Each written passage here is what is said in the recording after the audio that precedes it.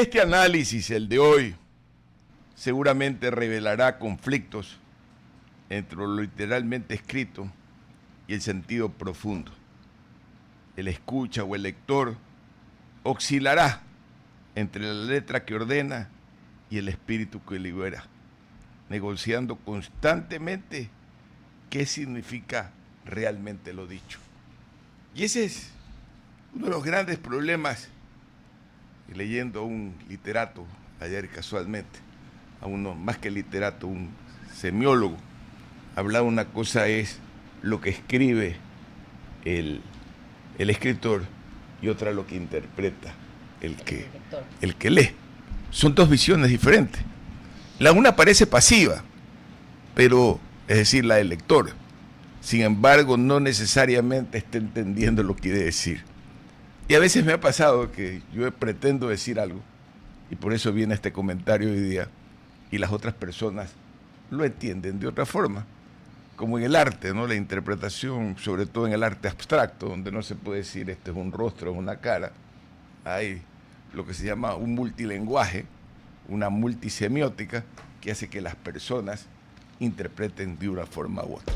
Así que esperemos que esta mañana sea para ustedes una mañana agradable, que su escucha permita crear sus propias ideas, porque nosotros no somos catequistas, ni antigobiernistas, ni progobiernistas, sino que simplemente cada uno elabora una idea y bueno, ustedes supérenla, mejórenla o acomoden. Muy buenos días, amables radioescuchas.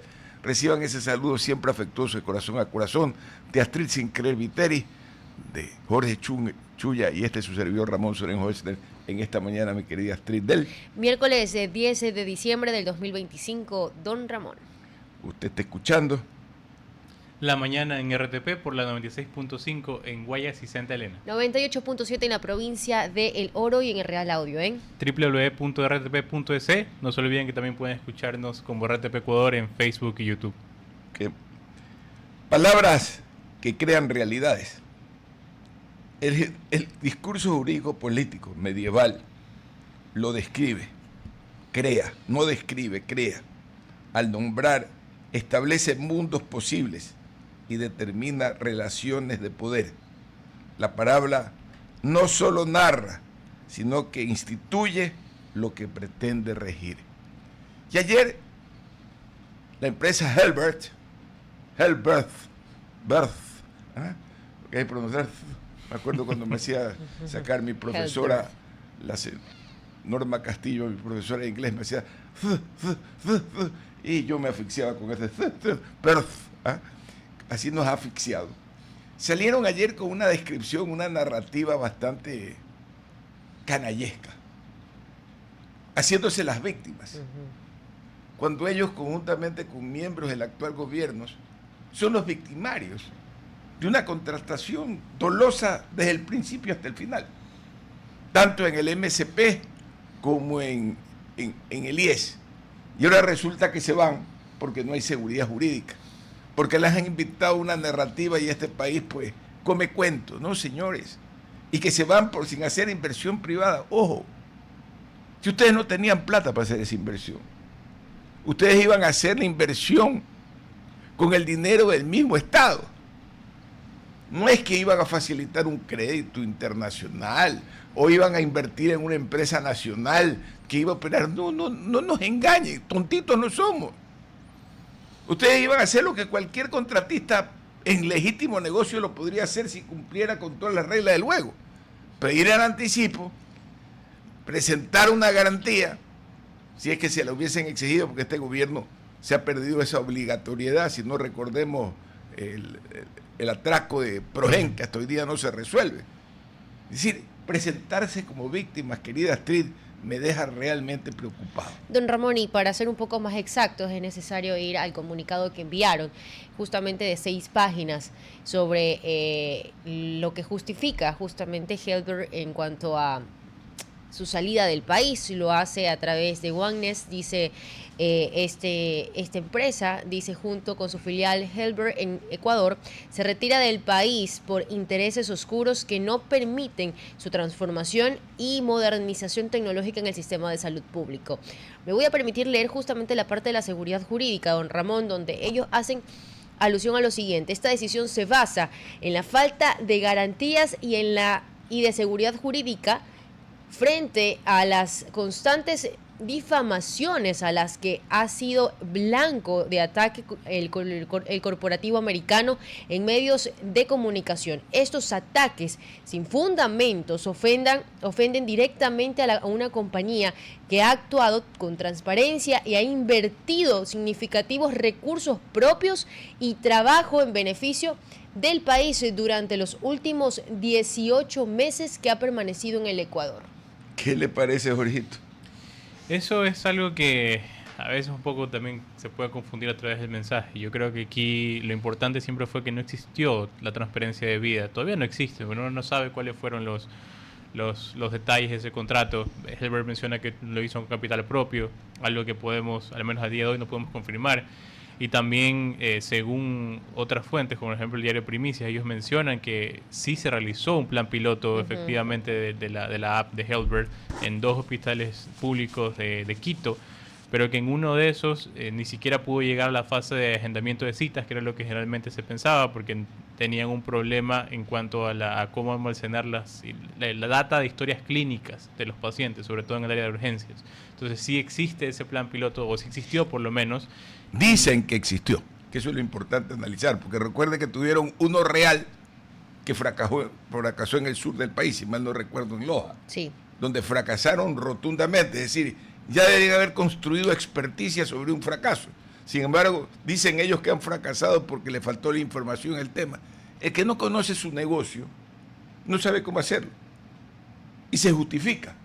El que conoce su negocio y acepta un negocio en el tercer mundo o en un país subdesarrollado o en vías de desarrollo, como lo prefiera llamar, tiene que entender que ese tipo de contingencias existe y se ponen salvedades contractuales en ese tema, o se calculan más horas hombres, o se determina. Fracasaron y se fueron porque el contrato lució desde el principio hasta el final éticamente incorrecto. Desde el mismo anuncio del presidente de la República, que anunció media hora antes del cierre del concurso, si mal no recuerdo, o 20 minutos antes del cierre del concurso, que el ganador era Birth Health o Health Birth, como se llama. Ese es realmente el punto. Por eso es que hoy día intenté traerles a ustedes algo lingüístico para darse cuenta cómo se entiende y cómo se maneja el tema. Y como ellos, que son una empresita, una startup pequeña, más o menos nos está amenazando como que si nos va a desprestigiar. La inseguridad jurídica la crearon ellos. La crearon ellos, porque los contratos no eran claros. Porque nunca, ¿usted ha oído a un funcionario de Helbert haciendo una aclaración? No. ¿Usted ha escuchado? ¿Qué hubiese pasado si el que tenía un problema en el Ecuador era Apple o una compañía de seguros europea o norteamericana? Seguramente que habían unos abogados defendiendo en la delantera y de primera línea. Así es. No unos payasitos. O sea, si fuera doloso el trato, hubiera lo que ellos dicen inseguridad jurídica, créame que ya hubiesen saltado sobre la yugular nuestra. Ahora, don Ramón, lo que también habría que cuestionarse, porque además de estos 2 plan pilotos, hablar de que estuvieron en el país 18 meses, pero no en la dirección que ellos habían puesto dentro del CERCOP, porque ahí no existía dicha compañía. Y en el supuesto consentido o no consentido de que hayan realizado algún tipo de trabajo remoto, por así decirlo, tomando una idea o hipótesis de un abogado que tuvimos hace unos días atrás, también han contratado a cerca de 80 personas, que consta también en este comunicado, que dice que han servido para los planes pilotos que se han puesto en marcha. ¿Vale correr tal riesgo durante 18 meses? Y se lo pregunto, porque en su momento también cuestionamos, por ejemplo, el tema de las barcazas, que venían con un riesgo hacia Ecuador sin haber firmado el contrato. Pero aquí el problema es que por 18 meses trabajaron con recursos propios. Yo no sé si ¿Eso es más mentiras o de verdad quisiera pertenece que parte de los revisen convenios? cuántos empleados tuvo Helbert afiliados al Seguro Social. Simple. Y ahí vamos a ver si la hipótesis o la asunción de ellos a través de esta hipótesis podríamos ver si es verdadera o no es verdadera la afirmación. Ahora, quienes hacemos emprendimientos, y casualmente estoy frente a uno que hemos hecho como familia, la gente que se asoció con nosotros para hacer esta empresa, hizo una prospección e invirtieron un dinero sin que nosotros pongamos nada, ni la tierra. Eso se llama prospección. Se corre el riesgo, como cuando usted lleva, y tanto vendedor y comerciante que me escucha todos los días, es como uno lleva una muestra y le dice, mira, se corre el riesgo que se la dañen, se la malogren, que se la devuelvan. Esos son riesgos de la prospección. Hay gente que hace eso, voy a prospeccionar y te da la información para que después hagas la licitación. ¿Y qué pasa en esos casos? Que normalmente acomodan la licitación para ellos ganar. Porque como conocen ya el producto, generan una licitación de acuerdo a esos temas. Por eso hay interés de algunos. Yo, ñañito, te ayudo, yo te hago las bases. ¿Sí? Pero lo cobran más adelante. Sí, pero con creces, pues. Porque eliminan a los competidores. Pues. Porque le ponen ahí una línea, una comita que dice CE en lugar de CSS, por ejemplo. Y ya con eso eliminas a la mitad de los competidores y te quedas con uno. Eso existe. Eso es parte del comercio planetario. Lo conozco no porque me lo han contado, sino porque yo he estado trabajando en operaciones internacionales de comercio internacional en Centroamérica, en el Perú, en Colombia, en diferentes partes. Pero eso es a cuenta y riesgo de la empresa, pues.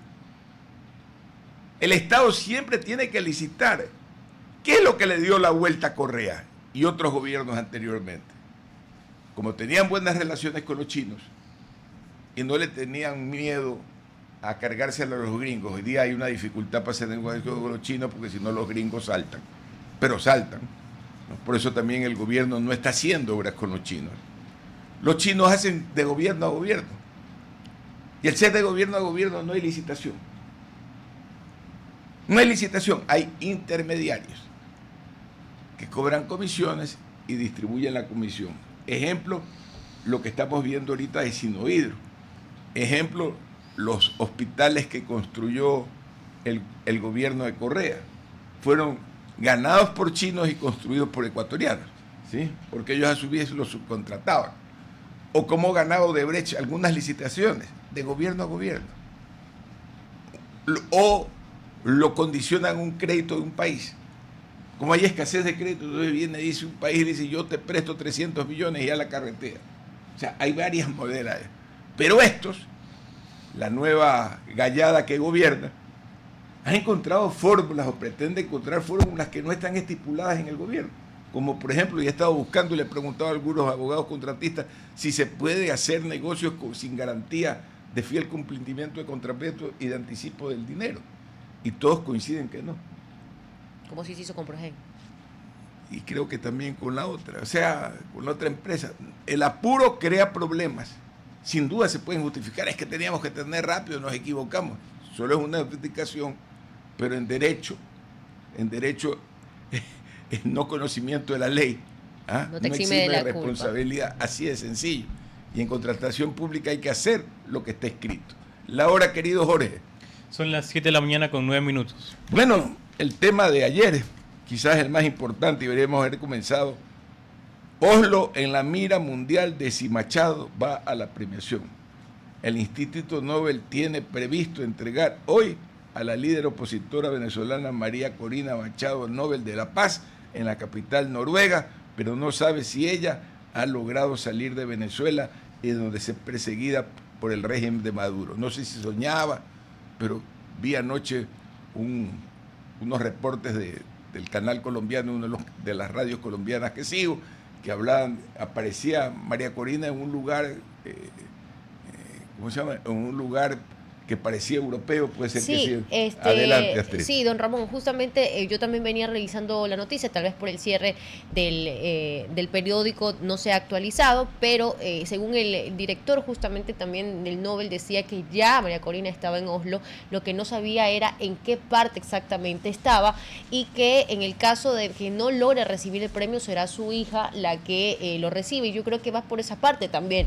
Yo creo que María Corina no va a subir a recibir ese premio, no porque no se encuentre, no haya podido viajar. Yo creo que va a generar también una expectativa de dónde está su ubicación exacta, pero ya se tiene, en este caso, por así decirlo, un reemplazo que va a ser su hija quien tomará el Nobel. Sí, yo también justamente estaba revisando noticias antes de llegar para acá y, bueno, de acuerdo a lo que han afirmado fuentes cercanas al equipo de María Corina, ella en un principio estaba muy dificultada de poder viajar, no se estaba confirmado, de hecho lo que dice Astrid es cierto, el comité dijo que no se iba a presentar a la ceremonia, pero hace 5 minutos acaban de postear que ella ya está subida en el avión hacia Oslo.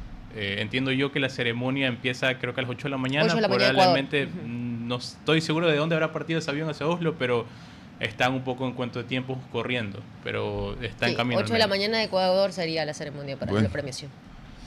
Para los que creemos en la democracia liberal, es un gran logro. Una cachetada para dos, aunque parezca mentira. Una cachetada para Maduro y otra para Trump, que sigue jugando con el dolor de los venezolanos. Es decir, son dos cachetadas al mismo tiempo. Trump, con su aspiración de Nobel de la Paz, no determinó el tema sino los de sus propios intereses. No está ahí por defender la democracia, porque si no tendría los cañones apuntados hacia Nicaragua y hacia Cuba. Está ahí por el negocio petrolero. Y a él le da lo mismo si se queda fulano, mengano, que quiere hacer una reparación cosmética. Es decir, bueno, que salga mandinga para que entre culinga. Y ese es más o menos el planteamiento que va. Ya tiene más de 2 meses en ese lugar, más de 2 meses. Ha ahondado lanchas sin explicar por las ahondado, ha entrado en crímenes de lesa humanidad. Ya está confirmado que remataron a 2 personas que estaban, eso en el mundo de la guerra no existe. ¿Sí? Rematar a 2 personas que sobrevivieron, está comprobado con declaraciones del secretario de Estado y con el general que dijo que sí, que él efectivamente había tomado la decisión. Estamos hablando de crímenes sonsos de guerra. Porque imagínense un transatlántico, un portaaviones de la envergadura del Ford, de esos temas que son los más grandes del mundo, cazando chalupas. Sí, cazando chalupas. Es como que usted use una Magnum para cazar un ratón. Solo en la fantasía de los estúpidos puede existir algo así. Y matar y hundir las evidencias para decir, caramba, ahí apresamos a esto con esto y los vamos a juzgar bajo las leyes de tal parte porque son traficantes y los vamos a meter 20 años en la cárcel. No, señor, cometieron. Yo creo que va a ser una doble cachetada. Ojalá que llegue doña Corina y que inflame la bandera de la libertad como un elemento fundamental, porque eso va a la libertad y los socialistas demócratas y los liberales demócratas y los conservadores demócratas. Y hay de todos esos sin democracia. Es decir, yo estoy del lado de los demócratas. Creo y respeto la opinión de los demás. Me gusta entrar en, como creo que casi la mayoría de las personas que nos escuchan, en un diálogo. Mucha gente no coincide conmigo. No importa. Yo expongo mi idea, usted la suya. Laura Street. Don Ramón, ya 7:14 de la mañana. Y por otro lado, Diario El Universo dice, se analiza subir entre 11 y 15 dólares el salario para el 2026, Jorge. Your opinion. Mi opinión, don Ramón. Yo ya, bueno, sé que no le va a gustar el popular también para la gente, pero mi opinión en ese sentido ya lo expuse dentro de un programa de propuestas que mencionaba para tratar de comentar el empleo formal. Yo considero que el salario básico debería subir de manera ínfima, de manera simbólica, al menos unos periodos de 2-3 años, mientras se hacen otro tipo de reformas también de la mano en el campo laboral. Ahora, si eso no se va a dar, ni sin esas reformas, ni tampoco se va a apoyar esa otra idea de subirlo, pues vamos a enfrentarnos a esa subida que seguramente va a ser entre eso. Bueno, Yo creo que va a ser el punto medio, de unos 8 o 12 dólares va a ser seguramente su vida. Eso es simbólico, es simplemente llevar el salario al nivel de la inflación. Es decir, no es un salario, es decir, es aumentar el salario en función de la inflación que azota a la sociedad. Don Ramón, Ecuador tiene unos salarios básicos más altos de la región. Yo creo que eso es un punto de partida para mí que al menos se debe considerar. Yo quisiera que más personas puedan acceder a un empleo formal y para eso al menos necesitamos tratar de que se igualen, que lleven ahí. O sea, usted está por la disminución salarial. No, yo quiero que se congele al menos 2-3 años hasta que la masa laboral pueda aumentar, que pasen de ser 3, que pasen a ser 5, pasen a ser 6, que al menos tengamos esa oportunidad para que más personas puedan tener empleo formal.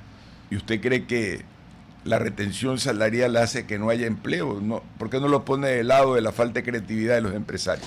El tema del empleo o crecimiento no ocurre básicamente por dos cosas. El tema del crecimiento del país como tal, que eso ya no depende realmente de unos empresarios per se, depende en general de todo el contexto económico-político, pero también depende de qué tan fácil es contratar o despedir en un país. Y la realidad es que en Ecuador eso no es fácil. No es difícil tampoco. Usted cumple con el requisito de liquidar a una persona y usted debe hacer las reservas del caso, porque usted tiene que hacer una reserva por mes, por año trabajado. Si tiene 20 años, usted tiene que tener 20 salarios listos, pero es cuestión de reserva, de precaución. Las transnacionales que trabajan en el Ecuador operan de esa forma, y las personas que tienen lógica en el sentido generan reservas. Así como se paga el seguro social, se tiene que hacer una reserva, tenerla en forma líquida o en una forma del tema. Lo que sucede es que la gran mayoría de los empresarios no contabilizan los pasivos laborales. No contabilizan los pasivos laborales que son tan importantes. Yo a veces, por ejemplo, veo cuando la gente, y para seguir la conversa, como decían los Montubios, 13avo, 14avo y 15avo, todo el mundo lo critica. Yo estoy a favor de ello. Porque son elementos cíclicos que auxilian en la marcha. Y segundo, son redistributivos de la riqueza. ¿Por qué? Porque en un momento como las utilidades, me parece correcto que las empresas paguemos utilidades, participación laboral, porque eso le entrega al ciudadano capacidad de compra. ¿Y qué es lo que se hace con eso, querido Jorge? Retroalimentar al sistema capitalista. Chico, es un círculo virtuoso ahí en cambio. Sí. Yo no lo inventé por si acaso. Ford, que era avispadísimo, Henry Ford, le daba salario y crédito a sus empleados para comprar sus carros. ¿Se imagina si no hubiese habido esa visión? Seguramente nosotros, la gente de la clase media, jamás hubiésemos tenido un carro. Así de simple y de sencillo. Es decir, hay que mirar un poco también la perspectiva que alimenta realmente el tema. La capacidad productiva de una nación depende no del salario, depende de la capacidad inventiva de sus empresarios, de la capacidad que tenemos quienes emprendemos en saber arriesgar y no justificarnos que el salario es la razón por la que no invertimos y no decir, caramba, me está faltando creatividad, me está faltando capacidad para arriesgar, que eso es fundamental. Yo por eso con usted ya llevamos una larga diferencia. No, usted es bastante trompista en eso. Yo soy bastante de la otra operación. Adelante, Astrid. Ya, don Ramón, a esta hora 7:18 de la mañana nos acompaña el licenciado César Ricauter. Él es director ejecutivo de Fundamedios. Vamos a hablar justamente de lo que ha sido este año para los medios de comunicación, para los periodistas. Estimado César, bienvenido a la mañana en RTP. Gracias por acompañarnos. Buenos días, Astrid. Buenos días a don Ramón. También veo que está Jorge Chuya, y también un saludo para toda la audiencia. Gracias por la entrevista en este día, además que es tan especial porque es el día en el que se conmemora el 10 de diciembre, el Día Universal de los Derechos Humanos. Un día como hoy, en 1948, se firmó la Declaración Universal de Derechos Humanos, que es quizás uno de los documentos fundacionales del orden internacional después de la Segunda Guerra Mundial, lo que ha construido nuestras sociedades prósperas, desarrolladas, con un Estado de Derecho, que ha costado, por supuesto, muchísimas luchas. Está lejos de ser perfecto, pero que definitivamente ha guiado los pasos de la humanidad en estos tiempos. Me quedo con esa parte, lejos de ser perfecto, pero sin duda alguna algo que ha ayudado al crecimiento de la sociedad.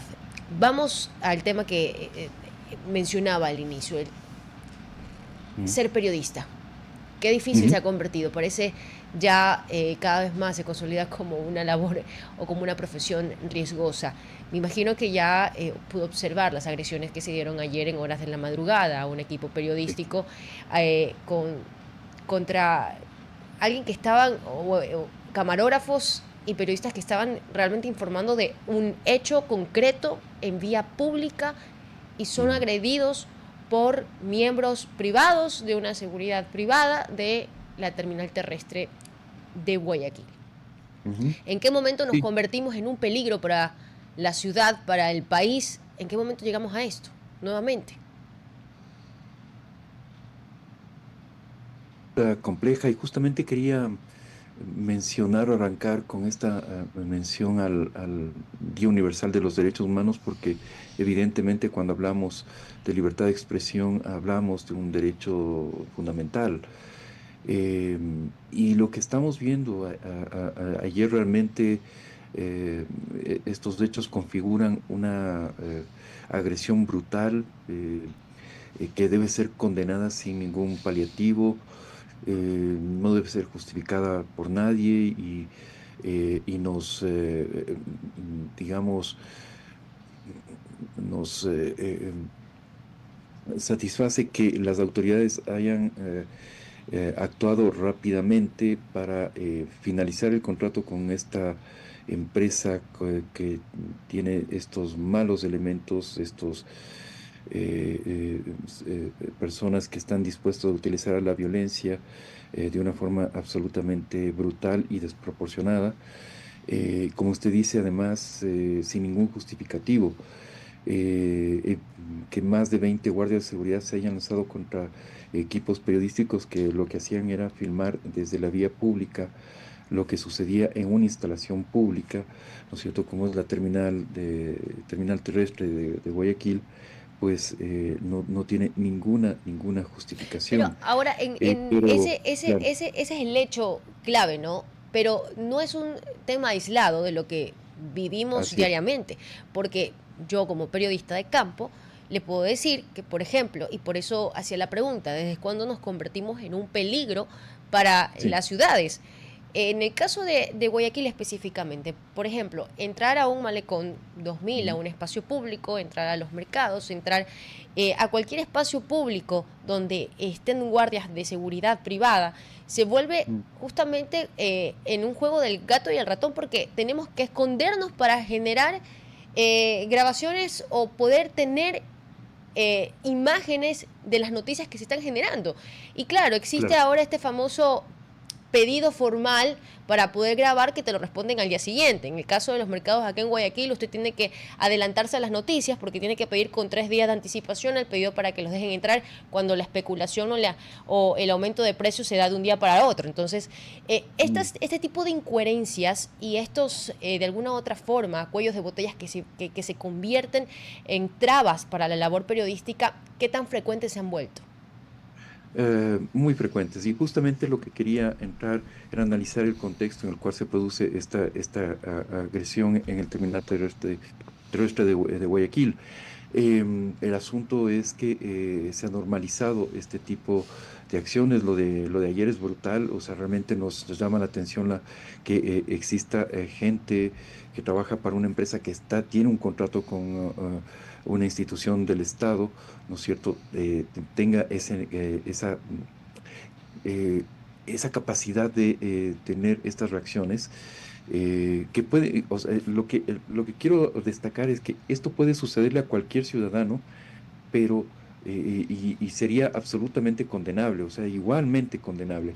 Pero que pase a equipos periodísticos tiene además la connotación de impedir que los ciudadanos informen. Hay una doble violación a los derechos fundamentales. Y esto ha sido, como bien señala usted, Astrid, lo conocen los periodistas que hacen coberturas de a pie, como dice usted, pues en una constante.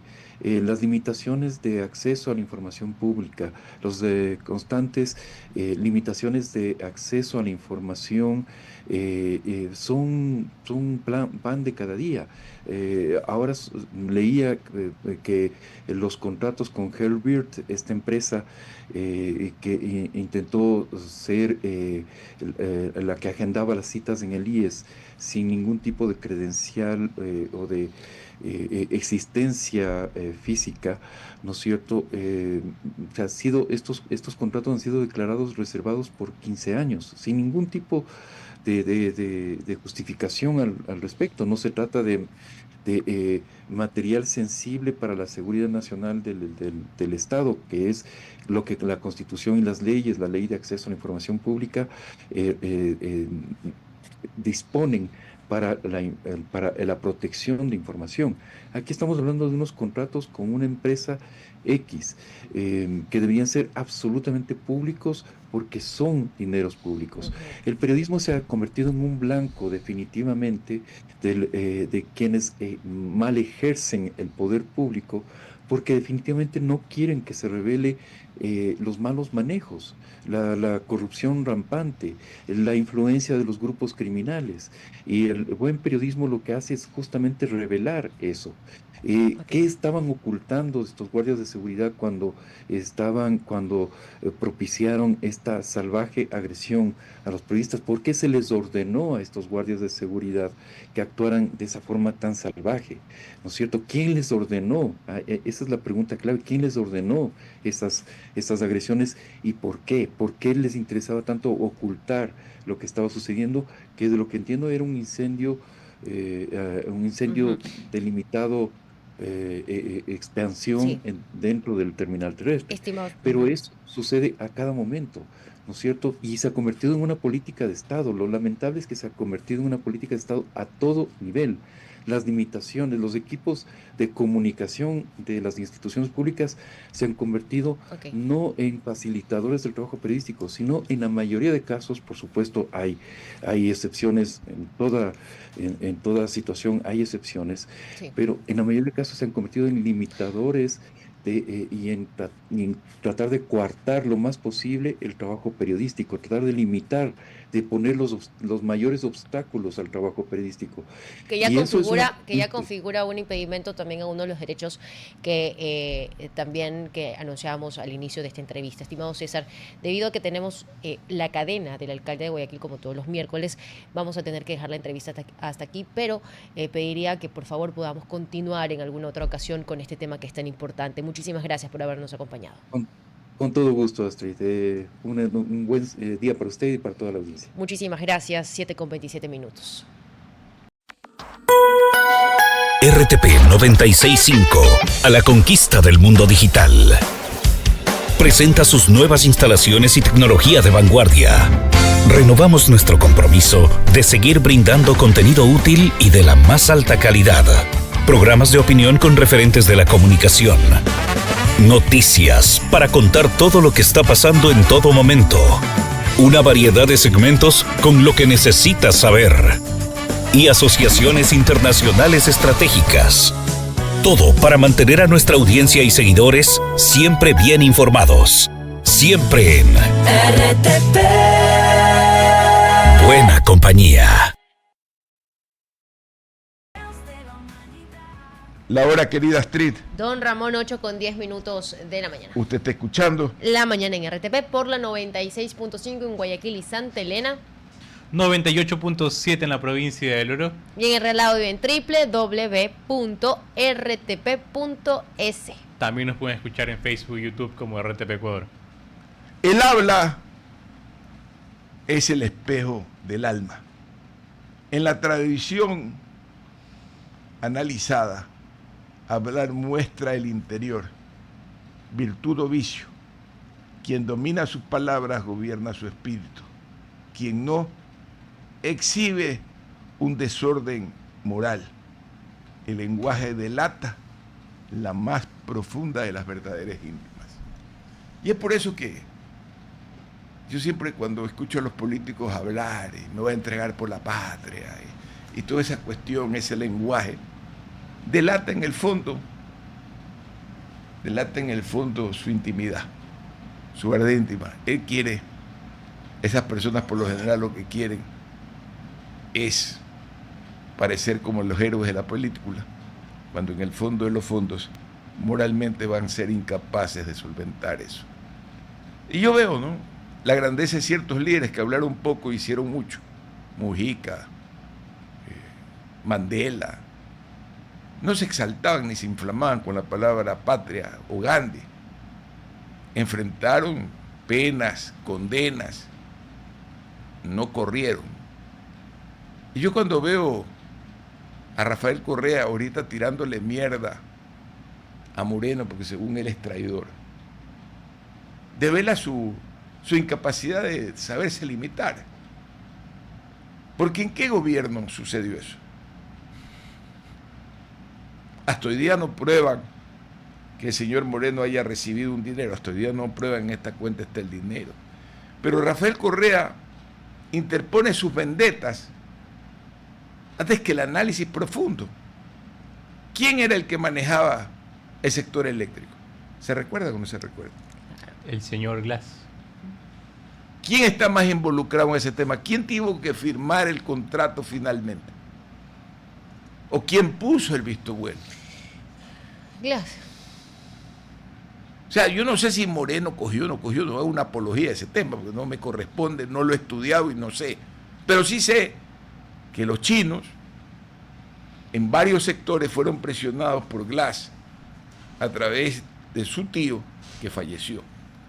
Inclusive lo mandaron en condición de delegado a Estados Unidos, a China, a hacer negocios. Y al mismo Brasil, el señor Rivera. El señor Rivera fue a dar al Brasil, tuvo una serie de contactos en el tema y fue lo que terminó determinándose en su momento esos 14 millones de dólares que terminaron una empresa importante de este país, que ya no la quiero referir porque ya hablé demasiado y nada ha pasado, así que sería como tonto seguir hablando de lo mismo, pero ahí está en la historia escrito.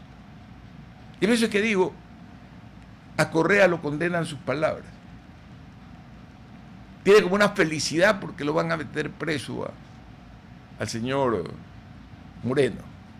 Y el señor Moreno va a ganar una demanda internacional mañana si lo meten preso, porque quedó demostrado que hay una presión política para joderlo a Moreno. Como a joder los otros, como varias gente. Cuando el relato se transforma en derecho, un país está jodido. Está jodido, como le pasó a Maguad. A Maguad lo venció el relato de que él había quebrado al país.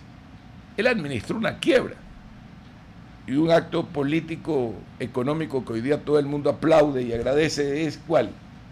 Ay, qué suerte que estamos dolarizados. Pero el que firmó el decreto, que no fue mi amiga Joyce de Ginata, que fue una de las mentoras del tema, que en paz descanse, ¿sí?, y que siempre se le extrañará en esta radio. Él pasó del relato al hecho, y tiene 25 años en el extranjero, ¿no?, frente a una cuestión que realmente es complicado determinarlo como un peculado de haber metido las manos, que es donde está el enfoque incorrecto del señor Maguad. Peculado también se puede mantener cuando hay una omisión, y por ese lado lo pueden plantear la omisión. Es decir, sería una omisión, porque él no cogió plata, no lo han demostrado, que perjudicó a los ciudadanos en un determinado valor, pero es por una omisión. Una omisión lo podía haber llevado, de acuerdo al Código Penal de esa época, a una situación de peculado. No sé cómo está el de hoy. Pero sin embargo, los relatos vencen en el país la realidad. Y eso es peligroso, muy peligroso. Pase don César Febres Cordero y Loyola, el hombre de las 8:16 de la mañana. Sea usted bienvenido, maestro. Futuro presidente. Futuro presidente de la Cámara. Oiga, de la Cámara de, ¿cómo se llama? De los cámaras de los que llegan atrasados, ¿será? ¿Ah? No retrasados, porque retrasado no tiene nada. Los dejo a los tres, que yo voy a un tema en este momento. 8:16 de la mañana, bienvenido César. Y bueno, don Ramón decía algo importante, ¿no? El tema de los relatos. Y una palabra que se ha repetido en estos 2 últimos años en varios discursos y en varias justificaciones, ¿no? También la creación de narrativas, ahora que se ha vuelto bastante política esa palabra, pero lo importante es diferenciar, ¿no? Cómo el lenguaje, nosotros iniciábamos el programa señalando qué tan importante es el lenguaje y cómo se convierte en un vehículo necesario para la racionalidad, para el pensamiento, pero también para entendernos como que el lenguaje también es parte de aquel poder que se ejerce. Estoy seguro que si estuviera con nosotros nuestra querida Pamela nos diría que no estamos en lo cierto, que hay finuras y que Kapuczynski dijo esto, lo otro, y tendría razón. Pero a veces hay que ir por lo sencillo para empezar a entender. La narrativa, el discurso, es lo que hemos llamado toda la vida el cuento. Y yo insisto con lo que decía ayer, colegas, y es que el cuento que está contando el gobierno está perdiendo fuerza y más bien está demostrando poca inventiva o hasta desgana de parte del gobierno. Vemos a los troles del oficialismo empezar a hablar de que Santiago Díaz que ha declarado que Correa y que Luisa, esto no es verdad, por supuesto, que tiene que ver su caso, que Correa y que Luisa han recibido plata de los Lobos y el cartel de los Soles. Pues eso es pagado por gente afín al gobierno, ¿ya? No necesitamos pruebas, ¿a quién más le conviene? Así operan los troles y los troles operan con básicamente todo el mundo en la política. ¿Por qué? ¿Por qué insistir en eso? ¿Por qué ni siquiera aprovecharse de las peleas internas en el correísmo? ¿Por qué no tratar de hablar de otras cosas? Ahora, en el lado A, y ahí le quisiera preguntar su opinión también, tenemos a Irene Vélez y a la vicepresidenta Pinto, encargada del despacho de salud, explicando que han recibido fondos del extranjero para entregar ayuda en la Amazonía, hablando de cómo funcionan las cosas en el Estado, tratando de mostrar algo de gestión. ¿Ustedes creen que, en cambio, eso sí es señal de que están reanimándose, de que están mostrando una mejor comunicación, una mejor capacidad de comunicar? Yo creo que los resultados o las acciones, los resultados se tienen que medir en acciones. O sea, justamente ya creo que las personas están un poco cansadas de los discursos, de las promesas, y a día de hoy donde se siente que al menos el ambiente político actualmente es como tener una especie de vacío, porque no sabes qué va a seguir, qué toca después de esa derrota en consulta popular, en el referéndum que tuvimos. Y ese no saber provoca incertidumbre, pero también provoca algo de desconfianza. Que lo mejor es a través de la comunicación, por supuesto, y tratar de buscar acercarse, tener mejor voceros también creo que es importante. Pero creo que a día de hoy lo que más va a comunicar, más que esas opciones, promesas, eso que vienen, no vienen y demás, son las acciones. Creo que eso es lo que quiere la gente en estos momentos. Bueno, yo realmente quería decirles que en comunicación política esto no es casualidad, no. En tema de comunicación política, y lo vengo repitiendo, siempre el poder necesita un enemigo, siempre se necesita tener un antagonista en estos procesos de poder o, por ejemplo, en el tema de conflictos de naciones, en el tema de guerras. ¿Y por qué? Porque siempre se va a tener que requerir de un culpable. Entonces no es únicamente necesario buscar los conflictos internos de las organizaciones políticas contrarias o quienes están en esos momentos compitiendo en un plebiscito en un movimiento como en este caso, pongamos ADN y el correísmo, no es solamente el tener que atacar, sino hay que buscar razones suficientes. Políticamente se necesita no solamente echarle la culpa a alguien, sino ver que la afectación está fuera de el movimiento o fuera de las capacidades que tenga el movimiento o el perfil político, para que la parte interna no se vea contaminada, no se vea como que el problema está desde la parte de adentro. es el juego que se tiene, no es una casualidad, esta es una estrategia de años, es una estrategia de guerra inclusivemente, y que, bueno, lo va a tener que aplicar todo aquel que quiera llegar a un puesto de decisión, y que lo aplica de hecho porque siempre van a tener que ver estos antagonistas, ¿no? El amigo del enemigo. Para mí esto no es casualidad y ya forma parte de una historia en el cual el país ha venido ya de 3 presidentes, para mí 3 presidentes anticorreístas, que han buscado siempre ese cuco, o han tratado de configurar siempre la llegada de ese cuco, que es Rafael Correa. Ahora la pregunta es, ¿hasta cuándo la gente va a comerse ese cuento? Porque son generaciones exactas, usted se pone a ver... ¿Pero de qué te sirve? Y es la pregunta indicada, Astrid, pero hacia allá voy. ¿Qué te sirve? Sí, es que hacia allá voy. ¿Hasta cuándo? O sea, para mí va a ser hasta cuándo, es la temporalidad, porque el grupo, hay un grupo específico de electores, hablando específicamente en temas plebiscitarios, que claro, ven la necesidad de que no vuelva aquel cuco o aquella figura que en su momento les resultó lesiva, que les resultó dañina en cualquier ámbito, ya sea en el tema comunicacional, ya sea en el tema empresarial, ya sea en el tema educativo.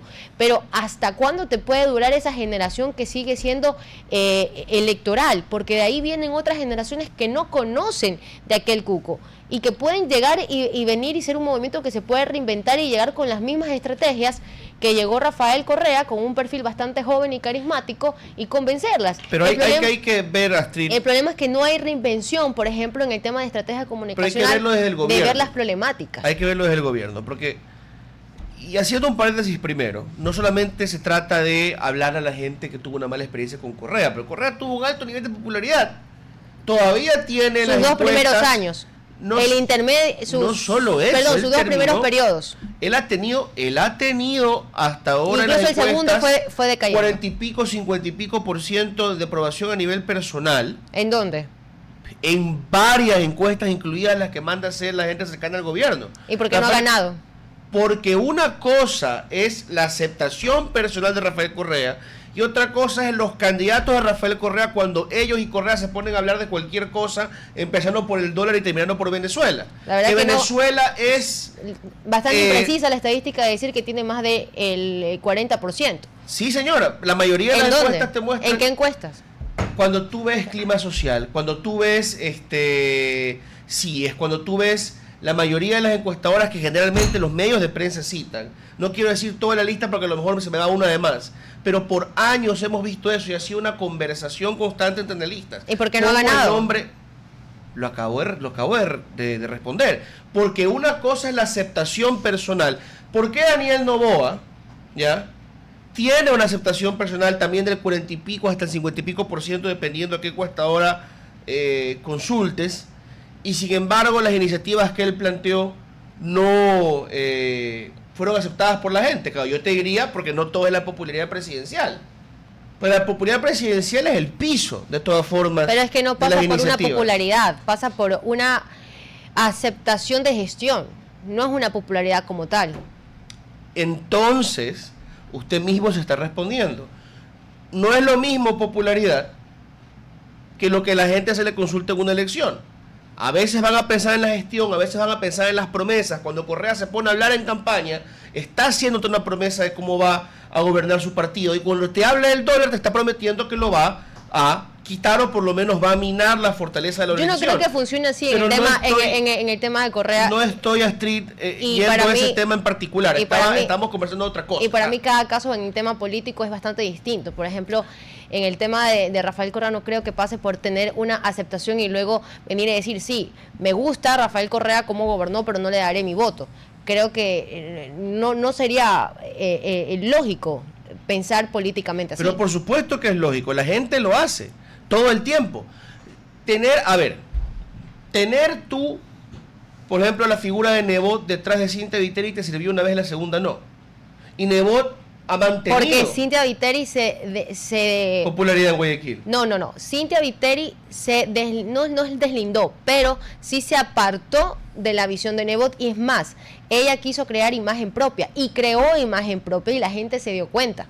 Y Nebot nunca más volvió a aparecer luego del año de Cynthia Viteri. Mónica Lisa, encuestadora del gobierno. El año pasado, noviembre de 24, tenía 46,8% de aprobación. Comunicaliza. Sí, pero no más del 50%. Encuestadora, si usted revisa las encuestadoras, a ver, Comunicaliza se equivoca, ¿verdad?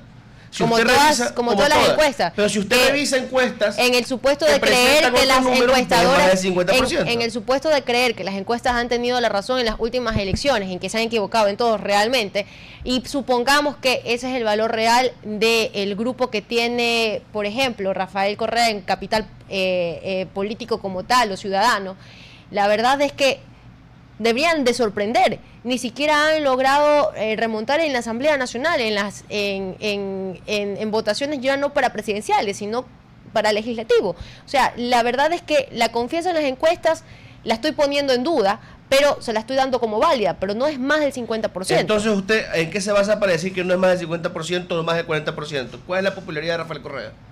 ¿En qué se basa para decir? Me baso en la disminución que tuvo de asambleístas para este periodo. Les recuerdo que Rafael Correa y el correísmo sacaron más asambleístas que Daniel Noboa. No, pero no. Y Daniel Noboa se los quitó. No hablo en comparativa. Hablo en reducción de ellos mismos, de cómo han venido disminuyendo su capacidad legislativa en el transcurso de los años, con y sin él en el país. Usted sabe que no siempre el candidato presidencial, Correa ni siquiera es candidato presidencial, está detrás de las listas de asambleístas y los candidatos presidenciales. No lo estoy poniendo en comparativa con el presidente. No. Usted sabe que el candidato presidencial y las listas de asambleas no siempre tienen los mismos números.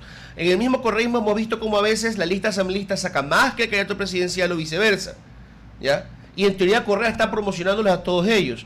¿No será que también hay otros factores como qué tan popular o impopular o qué tan creíble o no creíble es el candidato cabeza de lista en una provincia o el candidato presidencial? No, porque, para que disminuya o aumente los votos. No, porque usted acabó de decir algo. Usted acabó de decir algo importante.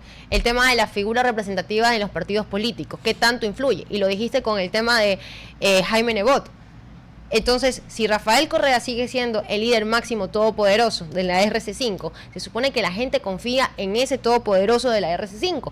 Y no importa quién esté encabezando la lista. Por supuesto que sí importa. Y cuando uno habla, a ver, ¿por qué, por ejemplo? ¿Sabes por qué no importa? Porque si no la gente se hubiera percatado que, por ejemplo, la señora exalcaldesa de Durán, hoy procesada, se volvió asambleísta y participó. Los caudillos son lo más importante, sí, pero si los caudillos fueran lo único que importase. El capital político y ciudadano que tiene Correa le importó que la señora Arce, procesada por no haber entregado agua a Durán y haber impulsado un proyecto millonario? ¿Tú crees que la ciudadanía hubiese votado por ella por asambleísta? Mira, no, si usted simplemente fue la cara de el expresidente Rafael Correa. ¿Tú crees que los miembros de la Liga Azul hubiesen podido llegar a el Consejo de Participación Ciudadana si no salían vestidos de azul? El Consejo de Participación Ciudadana es un monstruo aparte, porque fue una elección con un número de nulos y blancos altísimos, una elección de muy poca información que la gente apenas entendió.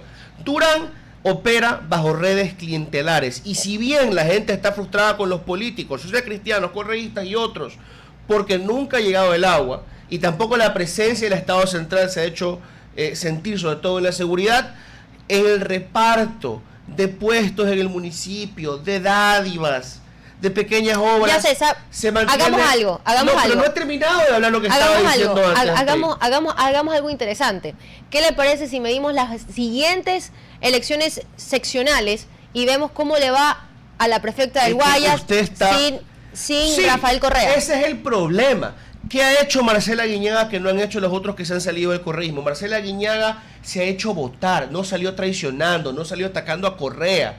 ¿Por qué tendría Marcela Guiñaga tanto miedo de salir peleándose directamente con Correa a diferencia de otros? Porque Correa todavía importa, por lo menos para sus bases. Y lo que le quería decir antes es que los caudillos son lo que más importa, pero no son lo único que importa, sino porque en Imbabura, hablo de los caudillos nacionales, porque en Imbabura entra un asambleísta de Construye que había sido prefecto por muchos años, porque los liderazgos locales importan, los liderazgos locales son un factor independiente, son otra variable, y por eso tú no puedes calcular exactamente, puedes intuir cierta fuerza como un piso que le provee el caudillo o el candidato presidencial cuando él mismo es el caudillo a las listas. Pero no es una ciencia exacta. Lo que le quiero decir es que hay mediciones Ni siquiera las que te matemáticas muestran a un una Correa, ciencia que yo exacta. sé que no podemos confiar en ellas plenamente, que te muestran un Correa sólido. Si Correa no fuera tan sólido todavía, ¿por qué tanto miedo? Y lo que le quería decir desde el principio, para concluir, antes que nos desviemos en esto, es que es culpa del gobierno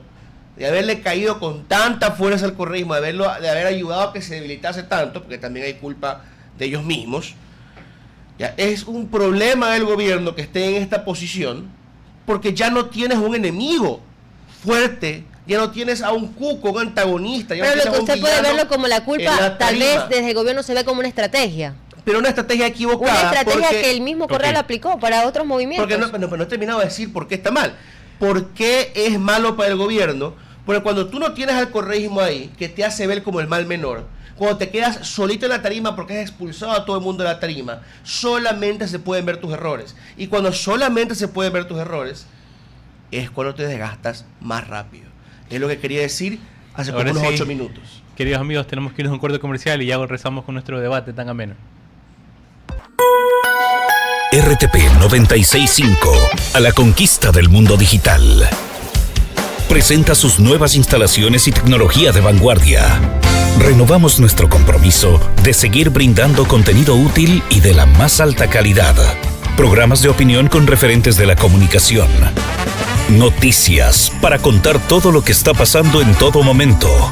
Una variedad de segmentos con lo que necesitas saber. Y asociaciones internacionales estratégicas.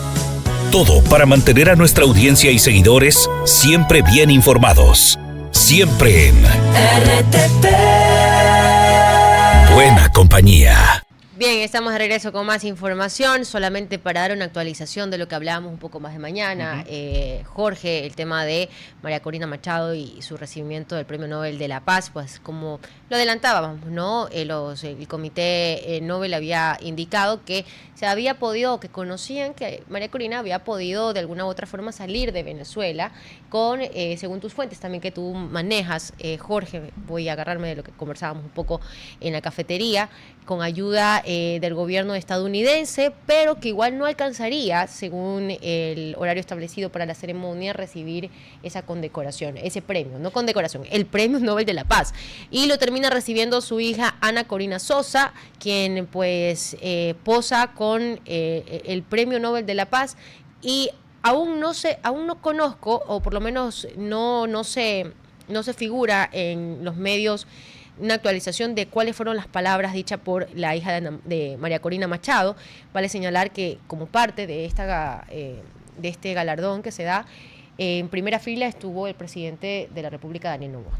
Daniel Noboa, entre tres otros presidentes más, está Milei y bueno, dos más que ahorita se me va el nombre un poco, pero justamente antes de empezar la ceremonia, el comité publicó un video. No es un video, pero en realidad solo hay audio, solo se puede escuchar el audio, que es justamente donde le llaman, miembros del comité llaman a María Corina y le preguntan, ¿no? Si está bien, cómo está. Eso sí tuvo la posibilidad de escuchar, no pude todavía escuchar las palabras que se han dado durante la ceremonia, pero ella mencionaba que al menos estaba en buen resguardo y que estaba ya en el avión camino a Oslo. No sabemos de dónde, por eso tampoco podemos intuir una hora estimada de llegada o algo así, pero eso es lo que sabe el comité. Entiendo también por lo que me han dicho fuentes internas que María Corina estaría llegando a horas de la noche, hora de Oslo, no sabemos todavía más, pero esperamos que seguramente Dios mediante va a llegar con bien, con calma, y vayan a existir ciertos actos protocolarios donde ella puede participar. Yo creo que aquí sí hay algo que para mí me parece muy importante. Para mí, María Corina da discursos y mensajes muy buenos en general, y lo ha demostrado en Caracas, en las revueltas, pero yo creo que dar un discurso con el reconocimiento del Premio Nobel de la Paz en la mano, creo que es un mensaje poderoso, más allá de las palabras, por la imagen que eso proyecta y lo que eso puede representar para Venezuela y para la región y para, creo yo, la libertad en general. Totalmente. 8:42 de la mañana. Yo creo que también puntualizar algo en este caso. Sí me gustaría muchísimo que una vez ya podamos entender cuál es el discurso de María Corina detrás de todo esto, reflexionemos un poco. Quizás ya no haya tiempo en el programa de hoy, pero seguramente mañana el valor que tiene eso para la región, qué va a pasar después de aquello. Yo también he conversado con muchos amigos, colegas venezolanos que están allá, que no están allá todavía, aquellos que han estado siempre puestos, digamos, en primera línea, y hay algunos que tienen esperanza, otros que la tienen, pero creen que ya la solución simplemente pasa por otra vía, ya no la democrática, por llamarlo de alguna forma. Y hay que también sopesar, ¿no? Yo creo que no puedo ponerme en esos zapatos de nadie, pero sí es importante después de todos esos discursos analizar qué le depara a la región después de todo eso y cuál es, porque sin duda alguna va a ser un impacto muy grande en toda Sudamérica. 8:43. Le damos la bienvenida a este penúltimo segmento del programa de hoy al doctor Andrés Madero. Mucho gusto, César, Astrid, compañeros, panelistas, un gusto estar aquí compartiendo con todos ustedes y con la audiencia de RTP Noticias. Doctor Madero, que fue ministro de Trabajo, que conoce bastante bien de estos temas que ocupan ya las portadas otra vez, y quisiera que su respuesta empiece por ahí, diría que están llegando tarde. Aquí en Universo vemos que, continúa en la página 4, se analiza subir entre 11 y 15 dólares el salario para el 2026. ¿Soy yo o esto generalmente se definía ya en noviembre?